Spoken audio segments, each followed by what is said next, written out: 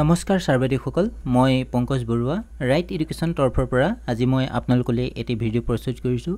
এই ভিডিঅ'টোত আপোনালোকক মই আলোচনা কৰিম আজি অসমীয়া ভাষা আৰু ভাষা অধ্যয়নৰ ওপৰত আপোনালোকে জানেই চাগে ইউজিচি নেটৰ যেটো আমাৰ 9 নম্বৰ চেপ্টাৰ তাতে অসমীয়া ভাষা আৰু ভাষা অধ্যয়নৰ ওপৰত এটা টপিক আছে এই টপিকত যদি আপুনি এই অপচনটোত যদি চাই তেতিয়া দেখিব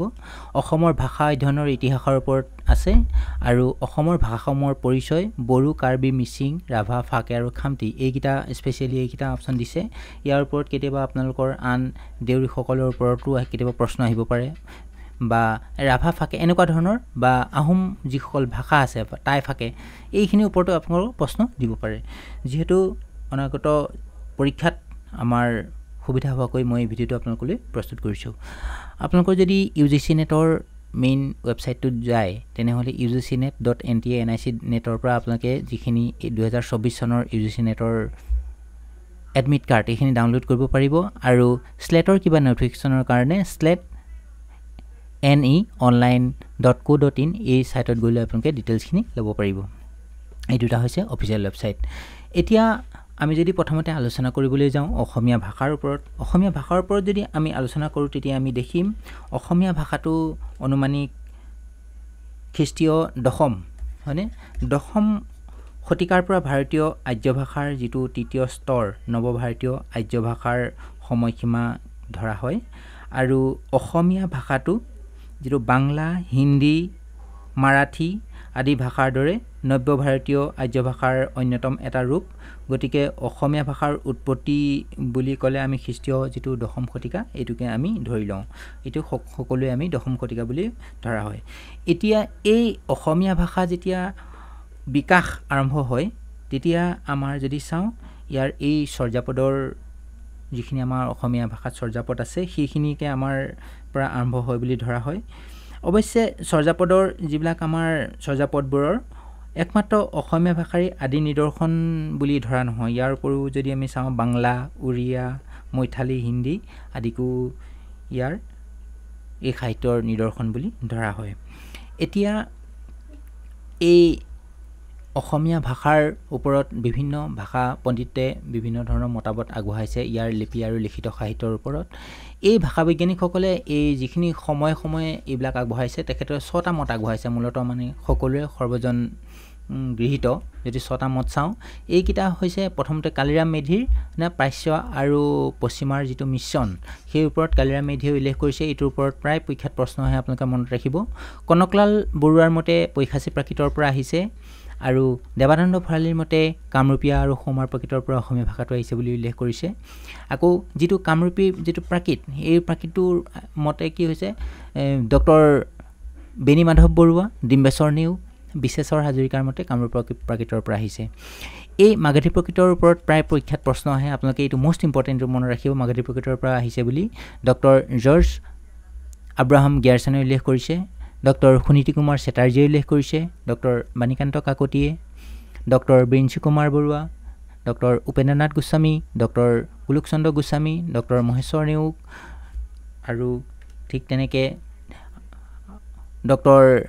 নগেন ঠাকুৰ ডক্টৰ ভীমকান্ত বৰুৱাই মাগধী প্ৰাকৃতৰ পৰা অসমীয়া ভাষাটো আহিছে বুলি উল্লেখ কৰিছে কেতিয়াবা আপোনালোকক এনেকুৱা ধৰণৰ প্ৰশ্ন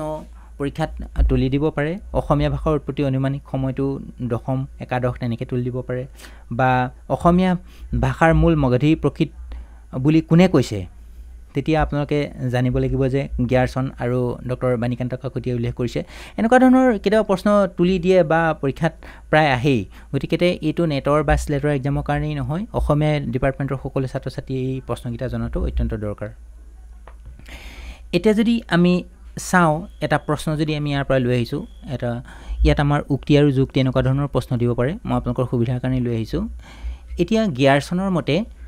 অসমীয়াসকলে নিজৰ বুৰঞ্জী সাহিত্যক লৈ গৰ্ব কৰিব পাৰে কিয়নো ভাৰতবৰ্ষ এনে সাহিত্যত বৰ দুখীয়া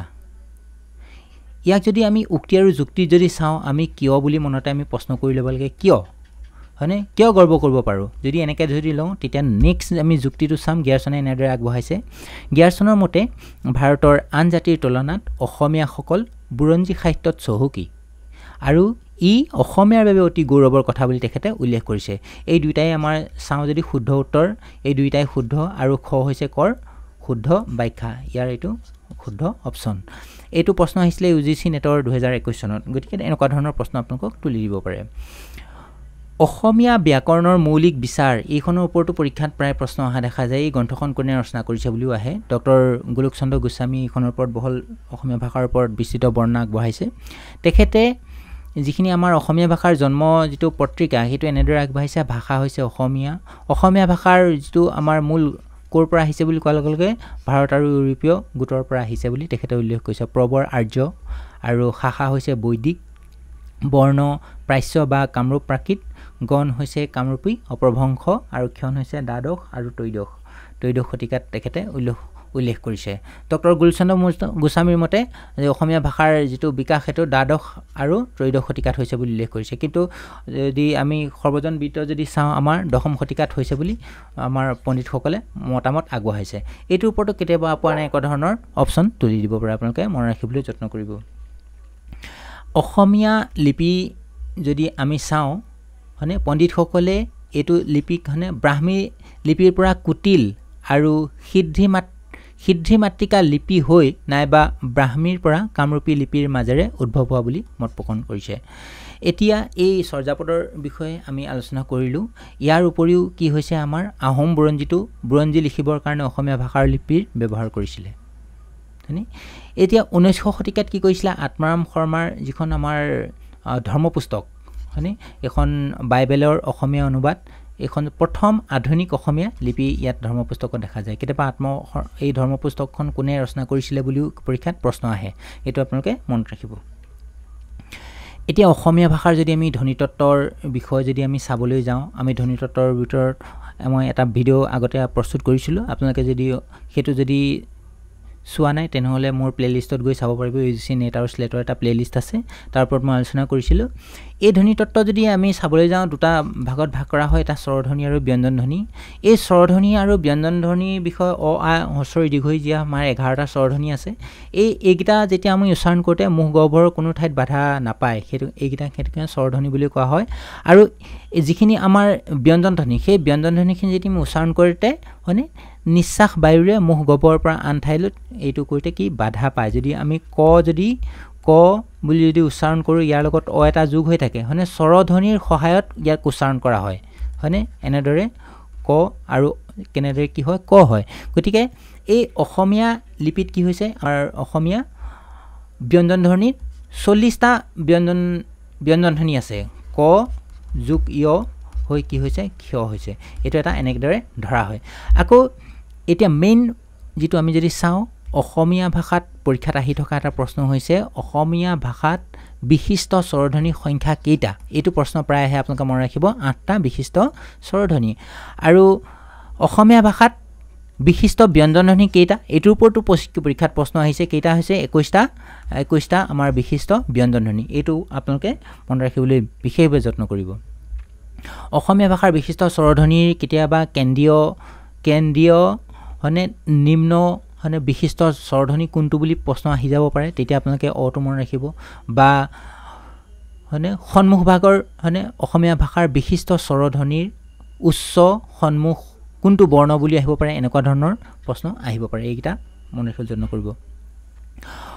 অসমীয়া ভাষাৰ বিশিষ্ট ব্যঞ্জন ধ্বনিৰ তালিকাখন আপোনালোকে যদি চাব আৰু মনত ৰাখিবলৈ যত্ন কৰিব অল্পপ্ৰাণ ধ্বনি মহাপ্ৰাণ ধ্বনি নাস্যিক্য উষ্ম বৰ্ণ পাৰ্শ্বিক কম্পিত বৰ্ণ হয়নে এনেকৈ দন্তমূলীয় অঘোষ অল্পপ্ৰাণ ধ্বনিটো কোনটো এনেকুৱা ধৰণৰ আহিব পাৰে কেতিয়াবা প্ৰশ্ন এনেকুৱা ধৰণে আহে হয়নে তেতিয়া আপোনালোকে কোনটো দিব লাগিব ট দিব লাগিব ট বৰ্ণটো হৈছে কি দন্তমূলীয় বিশিষ্ট অল্পপ্ৰাণ যিটো ধ্বনি দন্তমূলীয় ধ্বনিটো হৈছে কি ট এইটোৰ ওপৰত পৰীক্ষাত প্ৰশ্ন আহিছে সেইটো কাৰণে মই এইটো এনেদৰে দিবলৈ যত্ন কৰিছোঁ আমি আকৌ জনজাতীয় সম্পৰ্কীয় এটা প্ৰশ্ন মই লৈ আহিছোঁ জনজাতীয় সম্পৰ্কীয় গ্ৰন্থৰ থুল এনেকুৱা ধৰণৰ এই গ্ৰন্থবিলাকৰ থুলখিনি আপোনালোকে মনত ৰাখিব আৰু ইয়াৰ ওপৰতো পৰীক্ষাত আহিছে নেটৰ 2021 চনৰ কুৱেশ্যনত এইটো অহা দেখা যায় এতিয়া জনজাতীয় সম্পৰ্কীয় থুল যদি চাওঁ তিৱা জনজাতি আৰু ভাষাৰ ইতিহাস অসমৰ লোক সংস্কৃতি এই দুখন হৈছে জনজাতীয় সম্পৰ্কীয় গ্ৰন্থৰ থুল এইটো হৈছে ইয়াৰ কাৰেক্ট অপশ্যন এনেকুৱা ধৰণৰ প্ৰশ্ন আহিব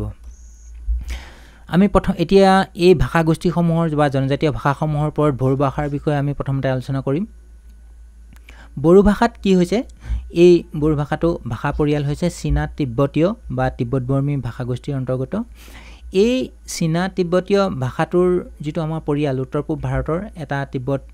বৰ্মীয় ভাষাৰ ভিতৰত আটাইতকৈ বেছি ভাষা এই বড়ো ভাষাত বেছিকৈ ভাষা কোৱাৰ সংখ্যা ইয়াত বেছি হয় আৰু ইয়াত আমাৰ অসমৰ বা ভাৰতৰ সংবিধানৰ যিটো অষ্টম অনুসূচীত এইটো বড়ো ভাষা অন্তৰ্গত হৈছে 22টা ভাষাৰ ভিতৰত 1975 চনত প্ৰায় দেৱনাগৰী লিপি ব্যৱহাৰ কৰা হয় এতিয়া বড়ো ভাষাৰ বিষয়ে যদি আমি চাওঁ বড়োসকলে কি কৰিছিলে প্ৰথমতে আমি অনুমান কৰিছিল যে দেওধাই নামৰ এটা লুপ্ত লিপি তেখেতসকলে ব্যৱহাৰ কৰিছিলে বুলি প্ৰমাণ কিছুমানে ক'ব বিচাৰে সেইটো কিন্তু প্ৰমাণিত নহয় এতিয়া বড়ো ভাষাত প্ৰথম প্ৰাৰ্থনা পুথি প্ৰকাশ হৈছিলে 1843 চনত আৰু সেইটো ৰোমান লিপিকে আৰু তেতিয়া কি হৈছে ৰোমান লিপিকে প্ৰথম ভাষাটো লিখিবলৈ ব্যৱহাৰ কৰিছিলে 1884 চনৰ পৰা 1904 চনলৈ শিশুসকলক ভাষাটো শিকিবৰ বাবে ৰোমান লিপি ব্যৱহাৰ কৰিছিলে আৰু অসমীয়া লিপিৰ ব্যৱহাৰো 1915 চনত বৰ্ণী ফিছাও আইনত আৰু বড়ো ভাষাৰ প্ৰথম আলোচনী আছে বিবাৰ এইটো আহিব পাৰে বড়ো ভাষাৰ প্ৰথম আলোচনী কি বিবাৰ 1924 পৰা 1940 চনলৈ এইখনটো প্ৰকাশ হৈছিলে এতিয়া এই যিটো আমাৰ বিবাৰ আলোচনীখন এই বিবাৰ আলোচনীখনত কি হৈছিলে অসমীয়া বড়ো আৰু বঙালী ভাষাৰ ত্ৰিভাষিক যিখন এখন আলোচনী এতিয়া আপোনালোকৰ এই বড়ো সাহিত্য সভাই বা বড়ো মানুহসকলে তেখেতসকলৰ নিজৰ ভাষা আগবঢ়াই নিবৰ কাৰণে যথেষ্ট কষ্ট কৰিছিলে আৰু 1960 চনৰ দশকত বড়ো ভাষা প্ৰধানত অসমীয়া লিপিত লিখা হৈছিলে যদিও মানে খ্ৰীষ্টান সম্প্ৰদায়ৰ লোকসকলে বড়োৰ বাবে ৰোমান লিপি তেখেতসকলে ব্যৱহাৰ কৰিছিলে তাৰপিছত আমি আলোচনা কৰিম কাৰ্বি ভাষাৰ ওপৰত কাৰ্বি ভাষাৰ বিষয়ে আলোচনা কৰিবলৈ যাওঁতে কাৰ্বি ভাষাটো মনত ৰাখিব লাগিব যে চীনা তিব্বতীয় ভাষা পৰিয়ালৰ অন্তৰ্গত কাৰ্বি ভাষাক মিকিৰ ভাষা বুলিও কোৱা হয় আৰু এইটো আৰ্লেং ভাষা বুলিও কোৱা হয় আপোনালোকে এই দুটা অপশ্যন এনেকৈ দি দিব পাৰে সেইটো মনত ৰাখিব যিটো ছাফাৰ 1974 আৰু ব্ৰেডলিয়ে 1997 চনত মিকিৰ ভাষাক এক প্ৰথস্যুত কুকি চীনা ভাষাৰ বুলি শ্ৰেণীকৰণ কৰিছে তেখেতে আৰু 2003 চনত থাৰ গুডে কি কৰিছিলে ইয়াক এই শ্ৰেণীকৰণ নকৰি চীনা তিব্বতীয় মাজত ৰাখিছিলে এইকেইটা এনেদৰে প্ৰশ্ন তুলিব পাৰে আকৌ ব্লেন্স আৰু পষ্টে 2013 চনত কি কৰিছিলে এই গোটেই ভাষা পৰিয়ালটোক সকলোতকৈ গুৰি ভাষা বুলি উল্লেখ কৰিছে মানে কি চীনা তিব্বতীয় ভাষাৰ আটাইতকৈ গুৰি ভাষা বুলি তেখেতে উল্লেখ কৰিছে এই যিটো আমাৰ মান্য ভাষা ৰূপে সাধাৰণতে ডিফু অঞ্চলত এই কাৰ্বি ভাষাটোৰ প্ৰচলন দেখা পোৱা যায় কাৰ্বি ভাষা আমাৰ যদি চাওঁ তেতিয়া আমি দেখিম কাৰ্বি ভাষাত ৰোমান লিপি তেখেতসকলে ব্যৱহাৰ কৰিছিলে আৰু 2003 চনত মিছনাৰীসকলে বীৰতা নামৰ এখন কাৰ্বি বাতৰি কাকত তেখেতসকলে ছপা কৰি উলিয়াইছিলে এইটো vocabulary of English and Mikir with illustrative sentences Karbi ভাষাৰ এইখন প্ৰথম কাৰ্বি অভিধান এইখনৰ ওপৰতো পৰীক্ষাত প্ৰশ্ন আহিছে আগতে আপোনালোকে এইটো মনত ৰাখিব তাৰপিছত আহিছে ইংলিছ মিকিৰ ডিক্সনেৰী 1904 চনত এইখন প্ৰকাশ হৈছিলে আৰু কাৰ্বিসকলৰ যিখন জনগোষ্ঠী বিৱৰণৰ প্ৰথম দলিল দ্য মিকিৰ্ছ হয়নে এইখনৰ ওপৰত পৰীক্ষাত প্ৰায় প্ৰশ্ন আহে এইখন 1908 চনত প্ৰকাশ হৈছিলে দ্য মিকিৰ্ছখন কিমান চনত প্ৰকাশ হৈছিলে বা দ্য মিকিৰ্ছ যিখন জনগোষ্ঠীয় বিৱৰণ থকা পুথিখন এইখন কিমান চনত প্ৰকাশ হৈছিলে বা কোনটো জনগোষ্ঠীৰ বুলি পৰীক্ষাত এনেকুৱা দি দিব পাৰে এ ডিক্সনাৰী অফ মিকিৰ লেংগুৱেজ এইখনৰ ওপৰতো আপোনালোকে মনত ৰাখিব এইখন GD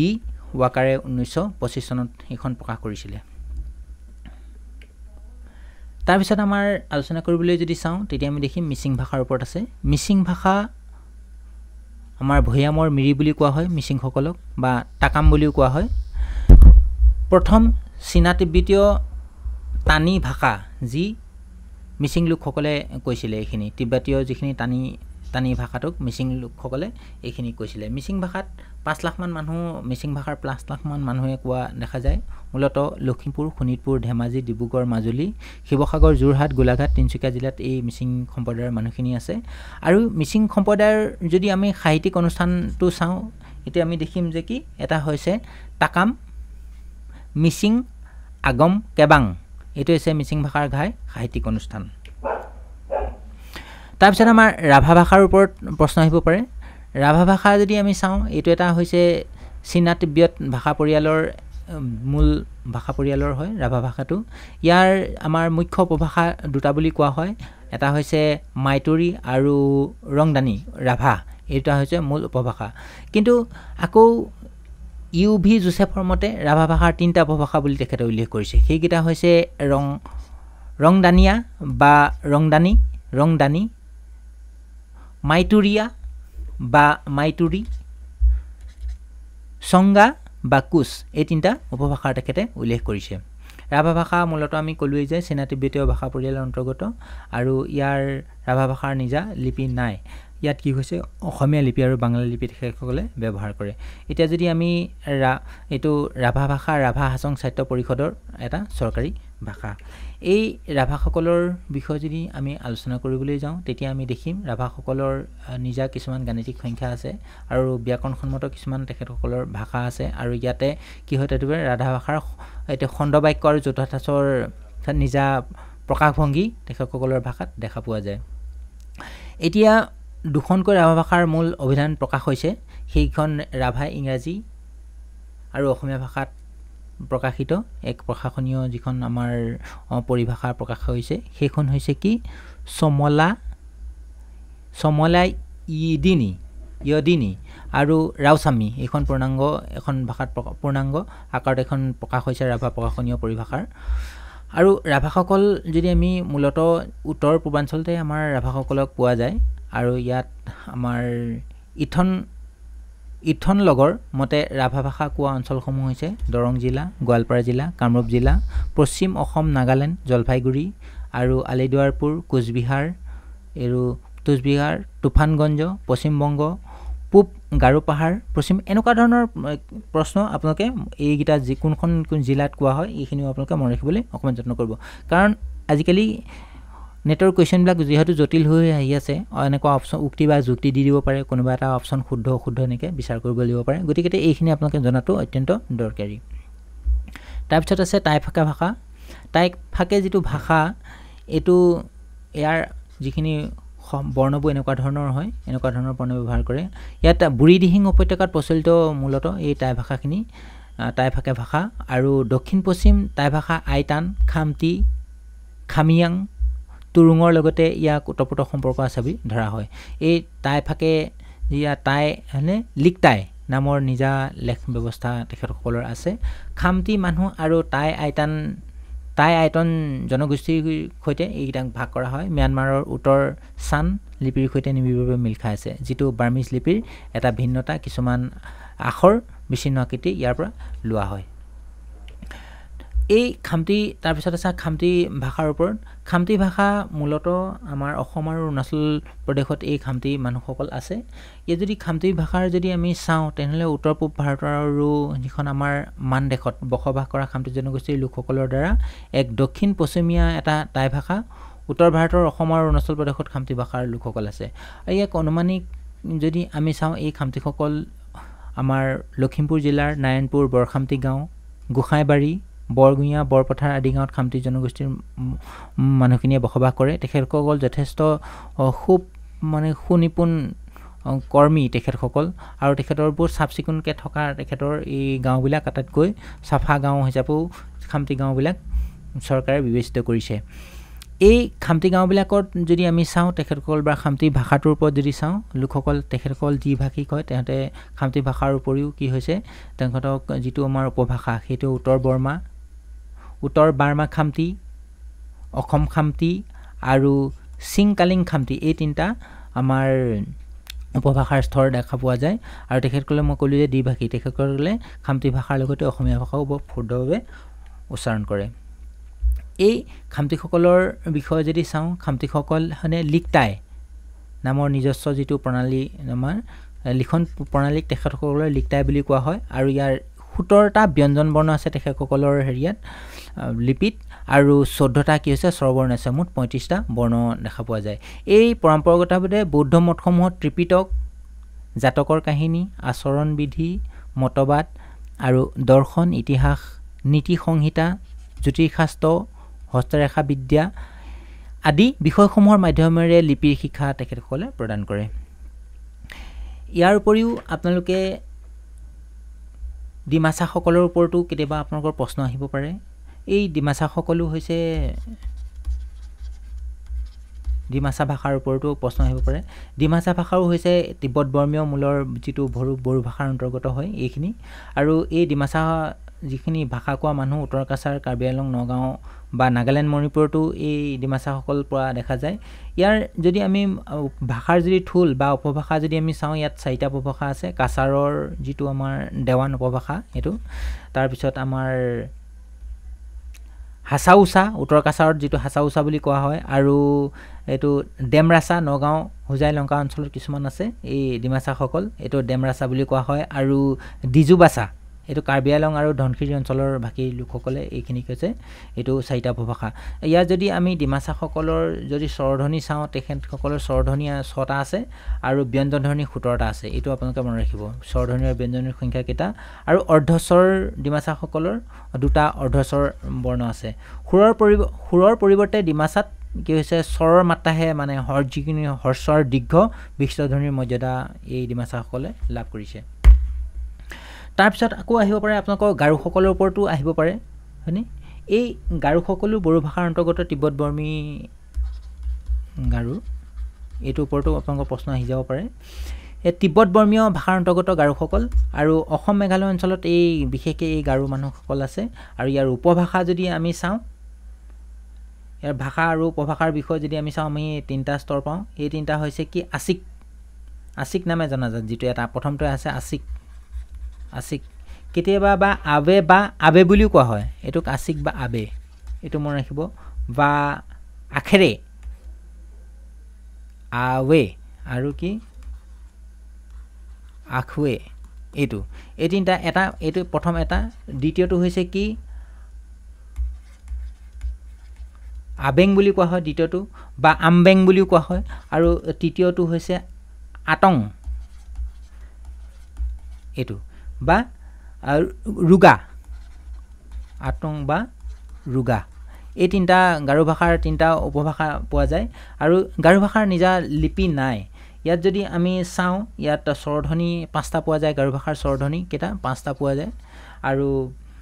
ব্যঞ্জনধ্বনি তেখেতসকলৰ 17টা ব্যঞ্জনধ্বনি আছে আৰু এইটো ভাষাৰ সুৰ নাই কেতিয়াবা এনেকুৱা ধৰণৰ প্ৰশ্ন তুলি দিয়ে যে গাৰো ভাষাৰ নিজস্ব সুৰ আছে বা তেতিয়া বা নাই তেতিয়া শুদ্ধ অক্ষৰটো গাৰো ভাষাৰ নিৰ্দিষ্ট সুৰ নাই এইটো আপোনালোকে মনত ৰাখিব এনেদৰে তাৰপিছত আমি তিৱা ভাষাৰ ওপৰত যদি আমি অকমান আলোচনা কৰিবলৈ যাওঁ তিৱা ভাষাটোক আপোনালোকে লালুং ভাষা বুলিও জনাজাত জানি চাগে নিশ্চয় এইটো এই লালুং ভাষাটো হৈছে তিব্বত বৰ্মী বড়ো ভাষাৰ অন্তৰ্গত এইটো লালুং ভাষা বা তিৱাসকল হৈছে লালুং ভাষা অসম মেঘালয়ত এই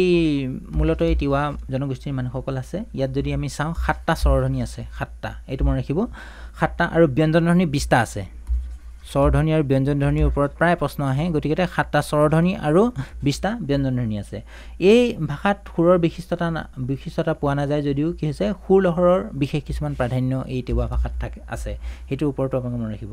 তাৰপিছতে আমাৰ যিখিনি চুতীয়া ভাষাটোক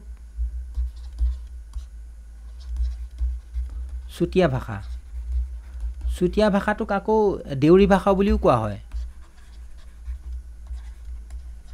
দেউৰী ভাষা এই চুতীয়া ভাষা আৰু দেউৰী ভাষাটোৰ ওপৰত যদি আমি আলোচনা কৰিবলৈ যাওঁ এই চুতীয়া ভাষাটো কি হৈছে তিব্বত বৰ্মী বড়ো ভাষাৰ অন্তৰ্গত এইখিনিও তেখেতসকলো এই যদি আমি গিয়াৰচনৰ মতে চাওঁ বড়ো বৰ্গীয় ভাষাৰ ভিতৰত আটাইতকৈ শেষৰ বা পূৰ্ব দেশীয় ভাষা বুলি গিয়াৰছনে মত প্ৰকাশ কৰিছে আটাইতকৈ প্ৰাচীন আৰু ই মূলৰ নিচেই ছপা হয়নে এইটোৰ ওপৰত আপোনালোকে এনেদৰে প্ৰশ্ন তুলিব পাৰে এইটো আৰু এটা আছে আপোনালোকে এইটো মনত ৰাখিব N outline grammar of Deori Chutia language এখন নাথান ব্ৰাউন সাহেবে এইখন প্ৰকাশ কৰিছিলে 1895 চনত এই কিতাপখন কোনে ৰচনা কৰা বুলিও এই পুথিখন কোনে ৰচনা কৰা বুলিও ভাষা বিজ্ঞানী কোনে ৰচনা কৰা বুলিও কেতিয়াবা এনেদৰে প্ৰশ্ন তুলি দিয়া দেখা যায় গতিকে এইটো আপোনালোকে অকমান চাব ইয়াৰ ওপৰতো পৰীক্ষাত প্ৰশ্ন অহা দেখা যায় আকৌ ইয়াৰ পিছত যদি আমি মিচিং ভাষা ওপৰত যদি আমি অকমান আলোচনা কৰিবলৈ যাওঁ মিচিং ভাষাৰ বিষয়ে মই আলোচনা কৰিলোই তাৰ পিছত আৰু এটা আছে থাকি গ'ল মই এটো ক'বলৈ মিচিং ভাষাৰ উপভাষা দুটা মিচিং ভাষা বা মিৰি ভাষা বুলি কোৱা হয় এটো হয়নে ইয়াৰ উপভাষা দুটা এটা হৈছে সায়াং আৰু এটা হৈছে কি পাগৰ দুলু ডাম্বুক এই দুটা হৈছে মিচিং ভাষাৰ দুটা উপভাষা এই মিচিং ভাষাৰ 7টা স্বৰধ্বনি আছে এইটো মনত ৰাখিব মিচিং ভাষাৰ কি আছে নিৰ্দিষ্ট সুৰ ৰক্ষিত নহয় এইটো ওপৰতো আপোনালোকে মেইন এইটো এটা হয় কন্টেন্ট এইটো আপোনালোকে মনত ৰাখিবলৈ যত্ন কৰিব তাৰ যদি আমি কাৰ্বি ভাষাৰ ওপৰতো আকৌ আহিব পাৰে কাৰ্বি ভাষাৰ বিষয়ে যেটো মই আলোচনা কৰিছিলোই তথাপিতো মই আকৌ কৈছো কাৰ্বি ভাষাত 7টা স্বৰধ্বনি আছে আৰু 19টা ব্যঞ্জন ধ্বনি আছে এইকিটা একদম মনত ৰাখিব আপোনালোকে নোট কৰি ল'ব 7টা স্বৰধ্বনি আৰু 19টা ব্যঞ্জন ধ্বনি